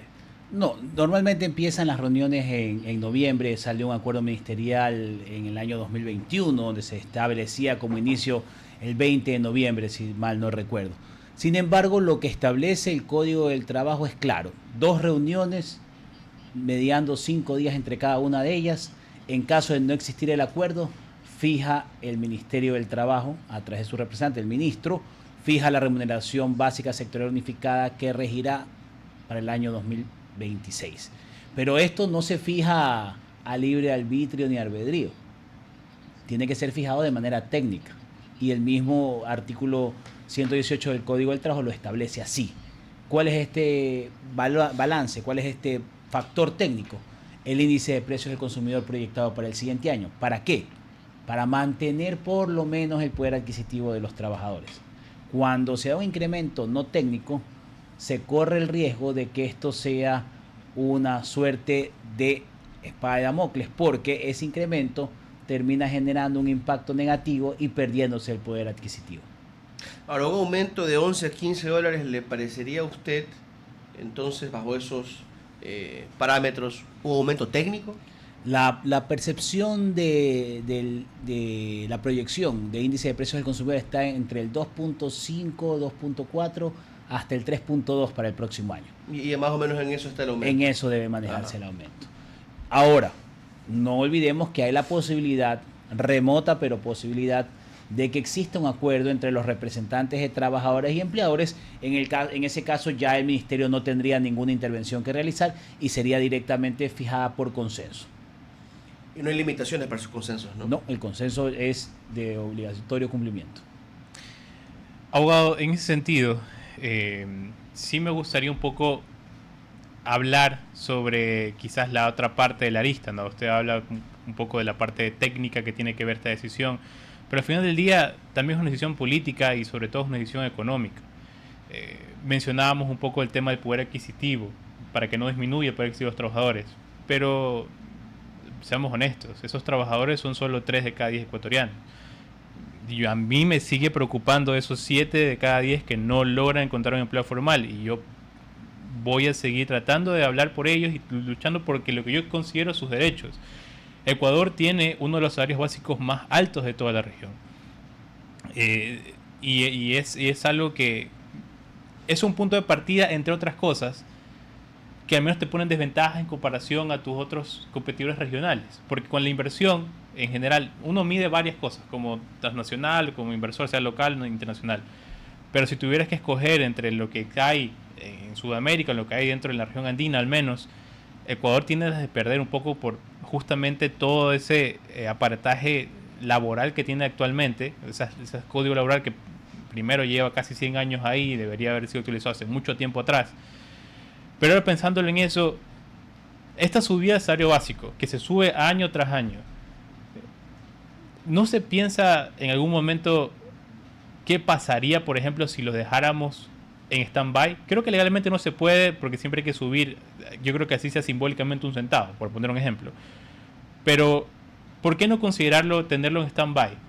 Unos 2, 3 años, hay un periodo de tiempo definido y claro, pero justamente para esperar hasta que más personas de esta masa laboral, que ahora en estos momentos son aproximadamente 37%, puedan justamente seguir al empleo formal como tal. Bueno, yo discrepo totalmente con usted ahí. Yo soy de la idea de que mientras más dinero tenga una persona, más puede dinamizar la economía. Efectivamente, 3 de cada 10 ecuatorianos están fuera del mercado laboral formal. Ellos necesitan una respuesta, pero sin perjuicio de ello, los 3 de cada 10 ecuatorianos que sí tienen la protección formal deben de mantener esa protección y esta seguridad jurídica. ¿Cuáles son los principales problemas más allá del salario alto en el Ecuador? Corrupción, inseguridad jurídica, inestabilidad política, económica, tributaria, fiscal. Esos son los principales problemas por los cuales la inversión se complica en el país. No necesariamente solo el salario básico. Yo tengo una idea distinta. El salario básico tendría que ser más vale sectorizado. Tener una diferenciación en su aumento, porque no es lo mismo sostener este aumento para una empresa que vende $1 millón al año que sostener este aumento para un microemprendedor que vende $1,000 al mes, $2,000 al mes. Ahí debería radicar un cambio estructural. ¿Por qué? Porque no es lo mismo un pequeño emprendedor, un microempresario, un mediano empresario que un gran empresario. Y esa distinción no la hace nuestra normativa. Hacia allá deberíamos enfocar, hacia allá deberíamos analizar y hacia allá. No digo rebajar los sueldos de las personas que están bajo microempresa, pero sí que los aumentos se den en proporción a estas escalas. Ahora, hablar también, exministro, de algo importante. Palabras que ha dicho tanto el nuevo ministro de Trabajo como también se han dicho desde el gobierno. Y es, por ejemplo, el ministro de Trabajo señaló que es muy probable que se apunte a un salario un poco más alto de lo mínimo que se ha establecido, de este rango. Y también, al mismo tiempo, en días anteriores se había hablado de cambios en las normativas, pero cambios en escala, justamente en reformas laborales, en los cuales podrían incluirse también beneficios empresariales para motivar o incentivar a esta subida de salarial y no pues afectar tampoco a la organización de las empresas o de los empresarios. ¿Qué debería entrar en discusión ya que estamos hablando del aumento salarial y qué debería también tomarse en cuenta en reformas laborales pendientes? Es excelente la intervención, Astrid. Mire, ustedes verán ahorita, como decía César, que está de moda ahora el Consejo Nacional de Trabajo y Salarios. Van a ver esa frase muy reflejada, ese nombre, van a ver CNTS, que es la abreviatura con la que se da, y de aquí no la volverán a escuchar hasta el próximo año en esta misma fecha. Pero sí saben que este órgano tripartito que viene derivado de la OIT, que basa su funcionamiento en el diálogo social tripartito, porque es empleadores, trabajadores y el gobierno nacional, debería funcionar todo el año. ¿Para qué? Para analizar técnicamente propuestas, reformas, consensuarlas y presentarlas ya consensuadas a la Asamblea Nacional, al Ejecutivo, para que tengan una iniciativa legal de esta manera. Y esto ya pasó. Tuve la oportunidad que al momento de estar al frente en el Ministerio del Trabajo, logré consensuar reformas en julio, en octubre y octubre de 2019, que ustedes recordarán de ingrata recordación el mes de octubre de 2019. Totalmente. Pero revueltas. Igual, además de eso, logramos un consenso sentados en la mesa con arduas discusiones, con varios tropiezos, pero siempre pensando en país, logramos un acuerdo entre trabajadores y empleadores para reformas laborales. ¿Para reformar qué? El 35% que tienen de recargo los contratos eventuales. Los contratos eventuales se dan para atender una mayor producción por un periodo determinado. Vamos a poner un ejemplo. Nosotros tenemos una planta embotelladora de agua y mañana se va a dar el mundial en el Ecuador. Y contratamos con la FEF y nos dice, bueno, durante 3 meses les voy a contratar para que me sea el agua del país, del mundial, y va a tener un incremento en su producción. Necesitamos contratar más gente. Estamos contratando 2 personas y tenemos 4 personas ya. Esas 4 personas, imaginémonos que ganan $500 mensuales. yo tengo que contratar 2 personas más a ganar $675 por lo menos. Porque ese recargo del contrato eventual que va a durar por 3 meses, así lo obliga la ley. Entonces, usted se imagina el clima laboral. Tengo 4 trabajadores que tienen 10, 12 años trabajando conmigo, ganando $500. Tengo 2 nuevos que no saben dónde está la planta, dónde está el botón, que tienen que pasar un tiempo de capacitación, ganando $675 haciendo el mismo trabajo. ¿Tiene alguna lógica? No, No, para nada. ¿Qué pasó? Esto se convirtió en una barrera para las contrataciones eventuales. Además, el agua la sigo vendiendo en 50 centavos. No es que voy a vender el agua durante ese momento, se la voy a vender a la federación con 35% de recargo porque es un mayor. No, porque ganaste pues con esa propuesta. Pues. Gano y vendo con 50 centavos. Entonces no está estructurado adecuadamente nuestro ordenamiento jurídico en ese sentido. Otro problema que se consensuó, la eliminación del tema de que no se permite, por ejemplo, que pueda existir un traslado de una persona del Código del Trabajo, tenga un espacio para poder ir al servicio público. No tiene esa concesión el Código del Trabajo para permitirle dejar en stand-by su puesto de trabajo y poder formar parte durante un tiempo del servicio público y regresar a su empresa. Siempre y cuando la empresa lo quiera y siempre y cuando el trabajador así lo desee, no hay una forma legal actualmente para hacerlo. Wow. O sea, tiene que Para ser tener liquidado de uno. esa comisión de servicios que se establece. No está permitido. Eso se convierte en otra barrera. Eran una de las propuestas. Y otra propuesta trascendental, que ustedes ya la han escuchado, que la ministra anterior trató de revivirla, que es la propuesta de reforma de jubilación patronal.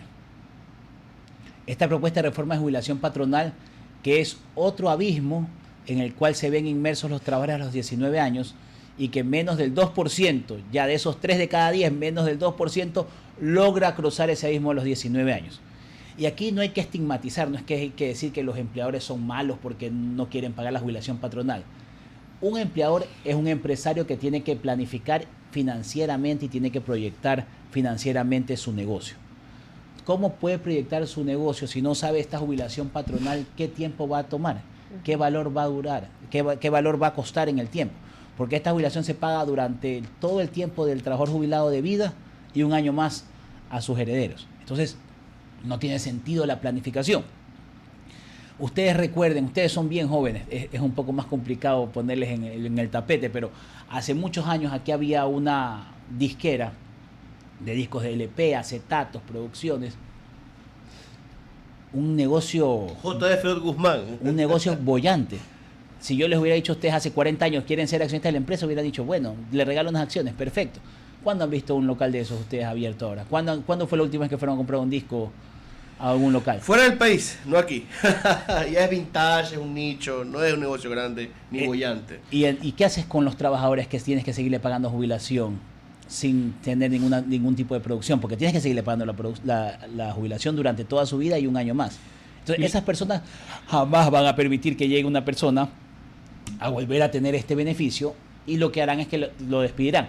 Con el costo que entraña despedir a un trabajador de 19 años, no solamente por indemnizaciones, sino por el costo de aprendizaje. Yo creo que en juego está no solamente la jubilación patronal, ¿ya?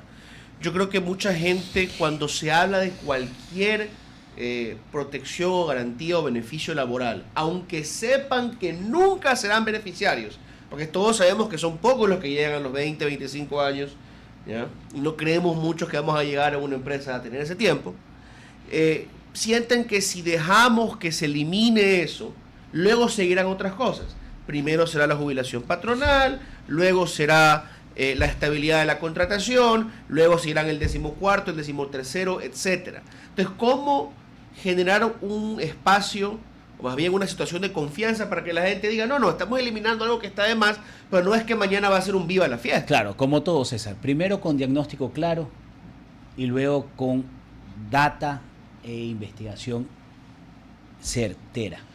¿En qué sentido? Hoy yo trabajo en la radio C 10 años, mañana trabajo en la radio B 10 años y pasado trabajo en la radio D 10 años. He trabajado 30 años. Hoy no tengo jubilación patronal. Con la propuesta de reforma, desde el día 1 que se aporte, tendría ya la jubilación patronal dentro de un fondo.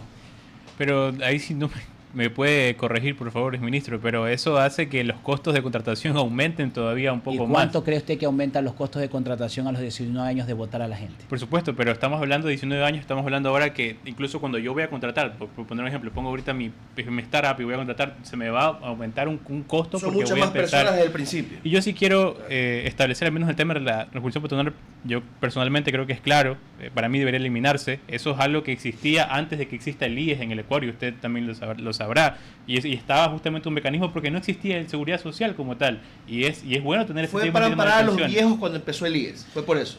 Y a la gente que ya tenía muchos años y no iba nunca a aportar a quien no había aportado al IES y no sabían quién lo iba a y actualmente, con sus más y sus menos, que obviamente también hay que reformar el sistema de pensiones y el IES en general y hacerlo más eficiente, pero existe eso de ahí.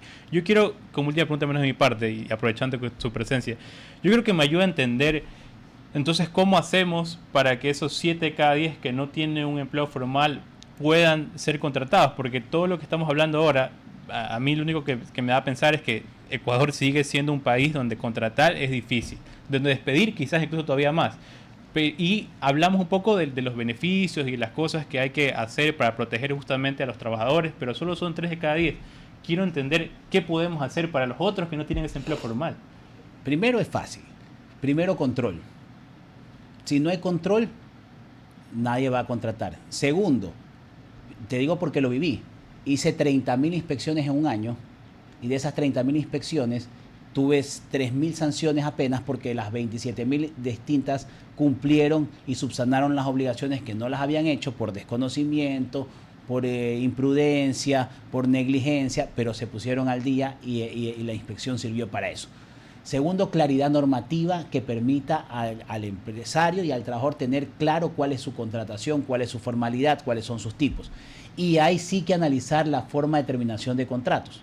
Yo no conozco, tengo haciendo derecho laboral casi 25 años, no conozco un empleador que haya querido despedir a un buen trabajador. No lo conozco. No conozco. Habrán casos, distorsiones por ahí, pero si alguien trabaja bien, usted tiene una isla en un centro comercial que la manejan 2 personas, nunca faltan, cumplen con todas sus obligaciones, tienen el inventario al día, tienen la caja cuadrada. ¿Usted los quiere despedir? Usted no los va a despedir. No. Jamás los va a despedir. Y si le piden un aumento, usted verá la forma de buscar cómo hacer el aumento porque ya ha invertido en ellos. Pero doctor, no todos los actores económicos son racionales. Sí son racionales porque es que esos son mitos que hay que desmentir. No todos son tan racionales. No podemos tomar por marginales casos, no va a ser el común denominador. Ahí viene lo que inicié hablando. No podemos manejar de la misma manera. Yo aquí les voy a decir dónde está la distorsión. Mañana los 4 decidimos poner un local de hamburguesas de venta rápida y tenemos que contratar a un cajero y a una persona de cocina. Esas 2 personas mínimo tenemos que pagarles al día de hoy $470. Nosotros, que hemos invertido y hemos puesto $2.000 cada uno. Mañana una multinacional viene acá al Ecuador y va a abrir 100 locales y en cada uno de los locales va a contratar un cajero y un cocinero y va a hacer la inversión de 100 millones en el país, también va a gastar $470 por cada uno de los trabajadores. Entonces, ¿tiene alguna lógica eso? ¿Tiene alguna lógica? Ellos tienen un músculo financiero muchísimo mayor, tienen un aparato logístico que les permitirá aguantar y eso a prorrata de todas las cosas.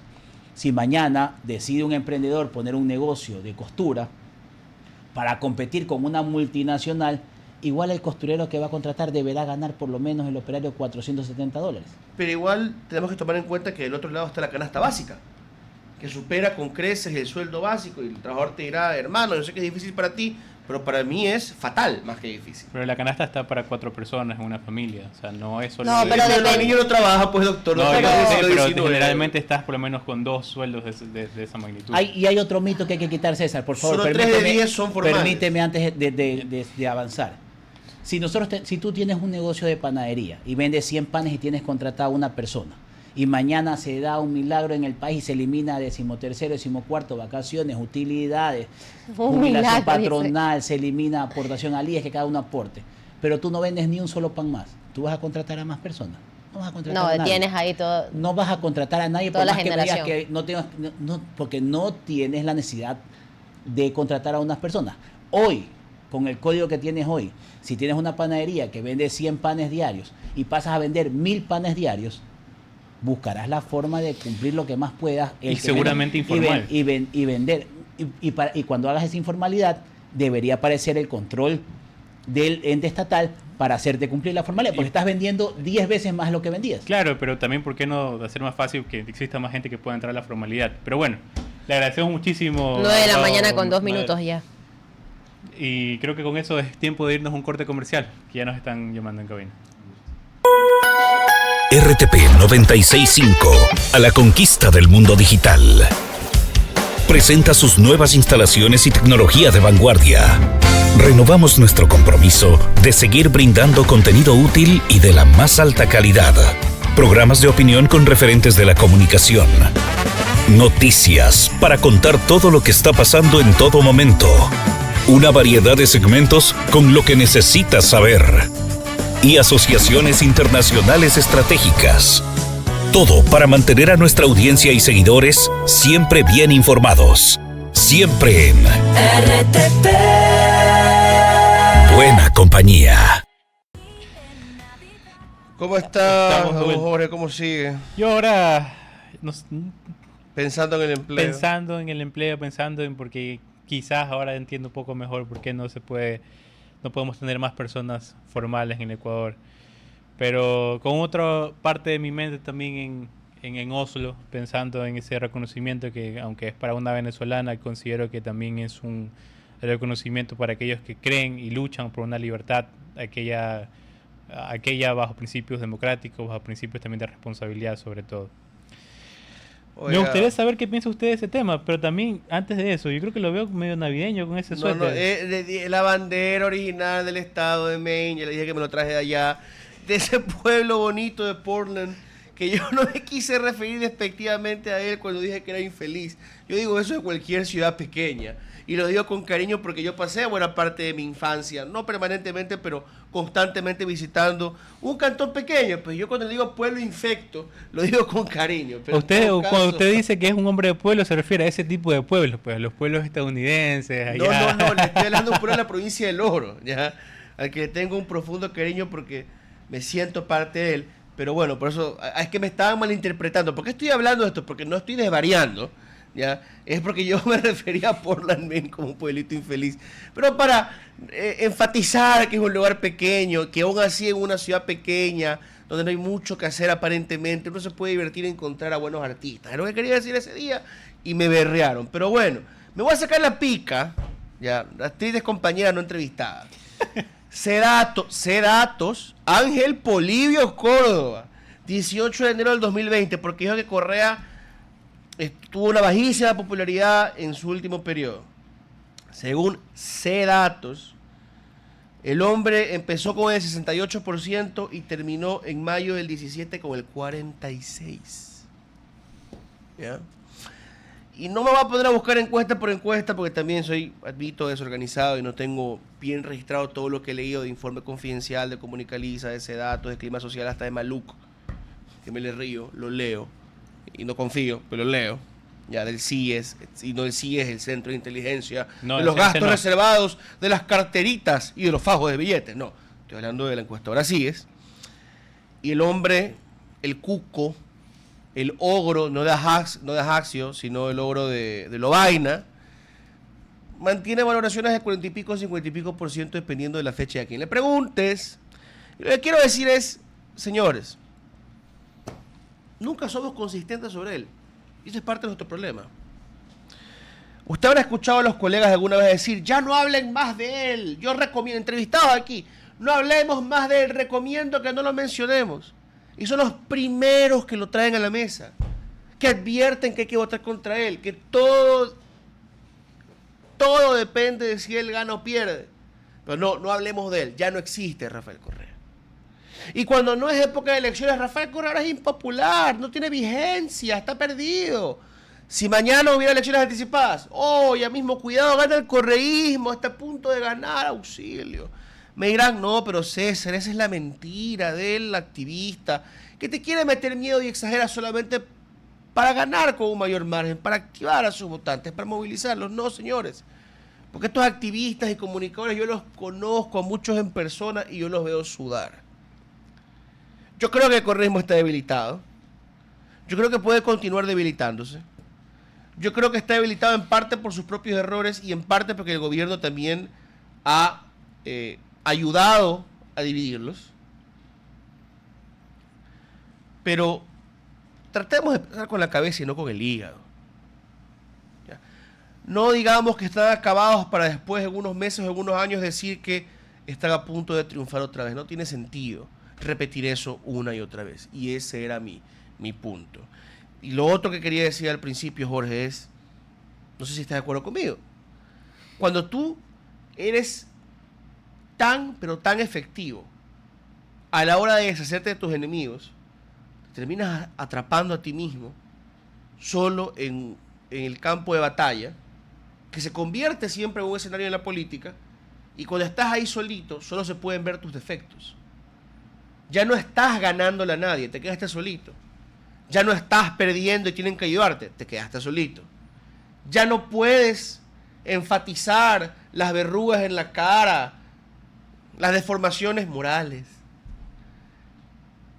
los malos actos de tus rivales. Estás tú nada más y solamente se ven tus defectos de todo tipo.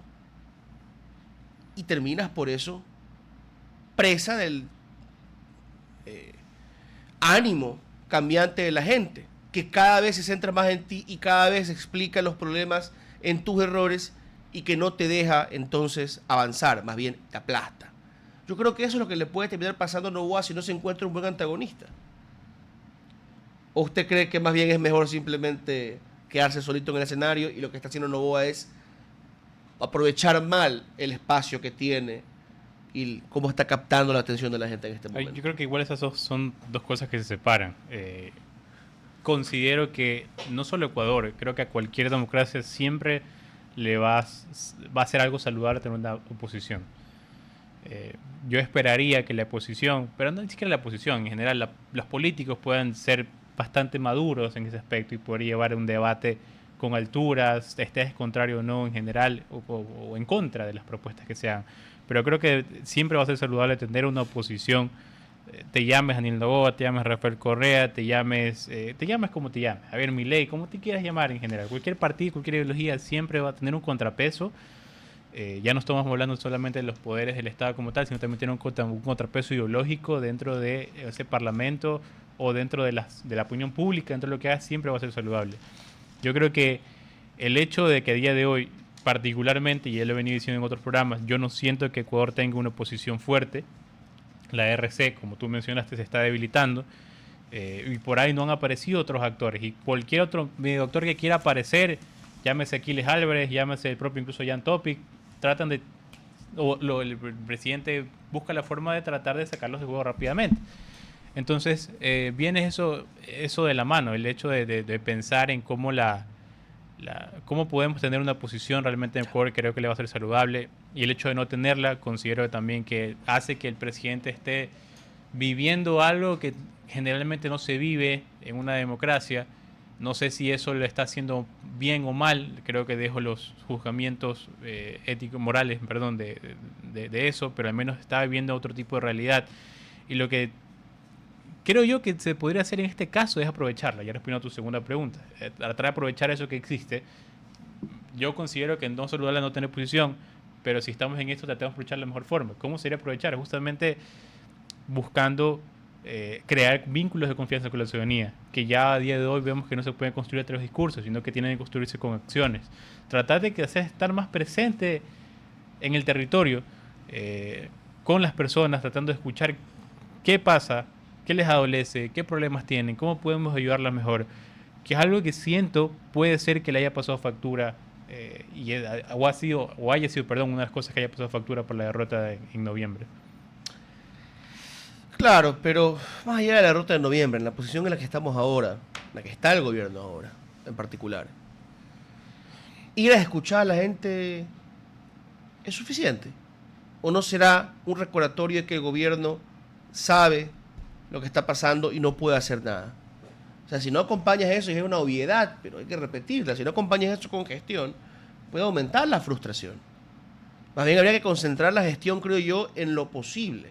Le decía ayer a un amigo, a ver, hermano, yo sé que también hay temas, ¿no?, factores exógenos, cuestiones de los materiales que se usan para las cédulas y los pasaportes que a veces escasean, pero si tú pudieses volver a eliminar los tramitadores y agilizar el trámite de cédulas y pasaportes, algo que la gente constantemente tiene que hacer, te lo van a agradecer, va a ser notorio, va a surgir solito en redes, no vas a tener que pagar una millonada a un montón de granjas de troles, bueno, más bien a los que las manejan, que solamente les pagan miserias a sus trolecitos y ellos se quedan con el billete, sobre todo viendo cómo viven algunos. Si tú por lo menos tomas un par de centros de salud y los intervienes a profundidad, lo que significa no solamente poner pues a los militares en la puerta, sino le das acompañamiento constante a los directores y a la familia de los directores, y te metes con furia con la UAFE, con el CERCOP, con el SRI, con las superintendencias, encima de los proveedores que todos sabemos, porque el Universo y el Expreso y Primicias y un montón de medios lo han reportado por años, a todos esos proveedores que son pillos, que amenazan a los competidores, que están ligados entre ellos y ligados con las mafias. Con funcionarios también. Y con funcionarios de la interna, correcto. Entonces, vas a tener una gran noticia. No has resuelto todo, pero de repente en una provincia ya se siente mejor el servicio y la atención de salud. En un barrio, en una gran ciudad, hay un hospital que está funcionando bien. Esas pequeñitas cosas concretas, ni siquiera las sistémicas, las concretas, ¿por qué no las pueden hacer? Y eso es un buen punto que tú traes, porque yo sí considero que muchas veces lo que más importa también puede ser la percepción de cómo se están haciendo las cosas. No tanto de cómo comunicas o lo que estés haciendo. Y esto nos puede o no nos puede gustar, pero lo que suele importar más es la percepción que tiene la ciudadanía de ti y de lo que estás haciendo.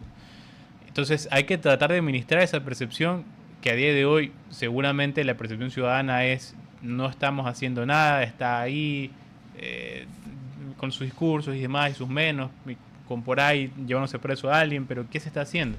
Y ahí creo que va el punto que mencionas, tener al menos una respuesta simbólica, que las sistémicas hay que hacerse, sin duda alguna, muchas de esas, o muchas respuestas a problemas sistémicos vienen de una forma impopular o son respuestas impopulares, pero igual hay que hacerse.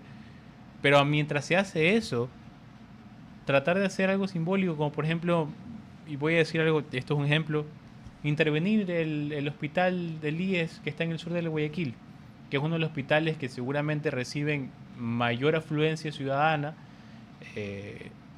y intervenirlo, hacer que ese hospital funcione de una manera adecuada, miren, voy a hacer un equipo técnico, 15, 10 personas, de las personas de las que yo más confío, me voy a ir a ese hospital, no lo voy a aflojar hasta que toda esta vaina se esté arreglada, que me arreglen las cuentas, que haya medicinas, que se aceleren los procesos, se agilice todo, que podamos atender mejor a la ciudadanía. Estar ahí lo que tengas que estar, semanas, mes, pero va a llegar un punto en el que se va a ver un cambio. Y cuando la gente va a poder decir, chuta, al menos estamos hablando de Guayaquil, claro, y no forma parte del mundo de Ecuador, pero son percepciones que vas cambiando poco a poco. Sí, sí. Luego vas, coges, repites eso en otro lugar, lo puedes hacer en un centro comunitario, y haces que funcione de manera adecuada, o vas también a Quito, haces que funcione, coges uno, y poco a poco puedes repetir eso de ahí. No es fácil, no estoy diciendo que lo sea, ni tampoco creo que sea una panacea, es decir, o no creo que sea la respuesta absolutamente a todo, pero para este tipo de soluciones, que a la larga pueden ser sistémicas, solucionar un país, los problemas que tenemos generales, salud y todo, son problemas bastante complejos, pero cualquier escalón ayuda, ese aporte, y la respuesta no va a ser una sola respuesta a todo. Por ejemplo, cuando hablamos de trabajo, la respuesta a tener más trabajo formal no es, por ejemplo, eliminar el salario básico, eso no es la respuesta, ni eliminar solo la jubilación patronal, no, es un conjunto de medidas que van de la mano, y es pensar en que todas esas medidas, una por una, tratando de pensar en aquellas personas que no tienen el trabajo formal, puedan adquirirlo. Ese es el conjunto, pero cualquier paso ¿no? Que me lleve a ese ámbito, aunque no es el completo, pero los pasos sirven, funcionan. Y esto también es el caso en lo que estamos comentando justamente. Vamos a ver. Mire que igual esto de tratar de empezar por pequeños focos puede ser complicado cuando la medida que se anunciaba en el IES ha sido para todo el sector salud, de la descentralización de compras, que tengo la noticia de finales de septiembre de este año, sobre un acuerdo que se firma, bueno, que todavía no estaba publicado, ¿no? Pero que se firmaba justamente con ese fin, que dispone que las instituciones que conforman la red pública de salud realicen las gestiones necesarias para acelerar el aprovisionamiento de medicamentos, bienes estratégicos y servicios conexos. Además deberán evaluar su situación interna, etcétera, etcétera. Fuentes del MSP explicaron a Coavisa que bajo este nuevo esquema ya no existirá una compra centralizada. Cada institución deberá levantar información sobre su stock de fármacos e insumos, emitir un informe y en caso de necesidad iniciar procesos de adquisición por emergencia. La directriz es que las compras se realicen con la mayor celeridad posible, lo cual me deja un poco confundido porque se supone que esta iniciativa era la centralización. ¿Ya? ¿Qué cosa? Ahora, entiendo entonces que lo primero era que el Comité de Salud comprase para todos, ahora terminaron en ese momento diciendo que cada institución haga lo suyo, IFA, ISPO, el MSP, IES. Bueno, seguimos hablando de una centralización dentro de cada agencia del Estado, por decirlo así. Igual desde el centro te puedes concentrar en un punto. Desde el centro puedes decir, este centro de salud en Puerto López, este hospital de la niñez en Guayaquil, estos centros primarios, secundarios, subcentros en los campos de el Alto Guayas, de los Valles, del Tungurahua. Ahí vamos a experimentar y vamos a trabajar en conjunto. Siempre hemos dicho esto en esta radio. Es importante el trabajo interinstitucional. Una ofensiva que la hagan desde, por ejemplo, el MSP, desde las autoridades de control, desde rentas internas, desde Policía Nacional, desde el CIES, para que los que hagan el buen trabajo lo hagan con garantías. Y lo más difícil para mí, las dos cosas más difíciles es pensar, ¿será posible con este gobierno, cuando este es el gobierno que, ya pasándonos más hacia el IES, trajo a Healthbird y anunció la adjudicación de un contrato a CNT con Healthbird, en cooperación con ellos? Supuestamente no había plata involucrada, pero igual era un contrato para CNT, y lo anunció más de 20 minutos antes de que cierre el concurso. Eso es de todas las cosas trasfacías, dirían los viejos, que se descubrieron. Hay buena voluntad, hay buenas intenciones para el sector de salud cuando vemos estas cosas. Y lo otro, independientemente de este gobierno, en cualquiera, si tú vas a hacer las cosas de manera limpia y vas a tocar contratación pública, te vas a ganar enemigos para toda la vida. Sobre todo en salud, que es mucha plata y que hay mafias enquistadas. ¿Qué garantía tiene un buen funcionario de que cuando se acabe este gobierno o que se acabe el siguiente, lo van a defender? En el pasado, los viejos caudillos dominaban partidos que duraban décadas, sus carreras duraban décadas, y a veces había un caudillo sucesor. Y entonces había garantías de que, bueno, yo me quedo con ellos toda la vida y me van a cuidar, nadie me va a mandar a matar. Pero ahora, donde vamos cambiando rápidamente de líderes, donde los partidos duran cada vez menos, ¿qué garantía tiene el buen funcionario de que el presidente, cuando deje de serlo, lo va a cuidar por haber hecho las cosas bien? No debería ser así. La justicia te debería cuidar, la policía te debería cuidar, pero sabemos que todavía no somos ese país. Necesitamos un cambio institucional. Pero bueno, hay que ver en qué momento llega. Yo sí creo que perdimos, por ejemplo, una oportunidad, porque las instituciones también dependen mucho de la Constitución, de la Carta Magna, y ahí no nace todo. Sí, se echó otra oportunidad histórica por la borda. Antes de despedir el programa, permíteme mandar un saludo a la abogada María José Molineros, que nos estaba escuchando muy activamente durante la mañana y estaba muy atenta justamente a ese debate tan ameno que tenía con nuestra compañera. Saludo a la doctora Molineros y un saludo también a don Jimmy Johnny Adum. Siendo las 9:30, toca pasar la posta, entregársela a Rodolfo Aquerizo, y como siempre los invito a que se preparen en cuerpo y espíritu para recibir las descargas de esa mente prodigiosa. Un abrazo para todos. Buena semana, buen día. Hasta aquí, la mañana en RTP. esta es la mañana. Control Master Marisela Basantes. Transmisión digital Gerardo Díaz. Coordinación de entrevistas Diana Raimondi. Redes sociales Erika Eras. Edición Oscar Saavedra. Todos los derechos reservados. RTP 2025.